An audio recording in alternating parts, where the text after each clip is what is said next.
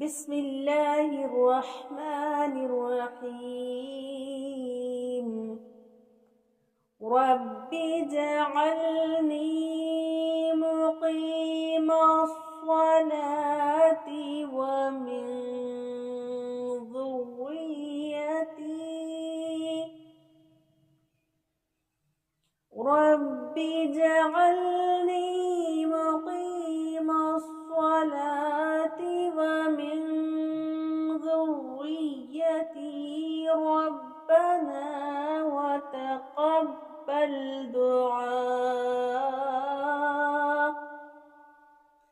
ربنا اغفر لي ولوالدي.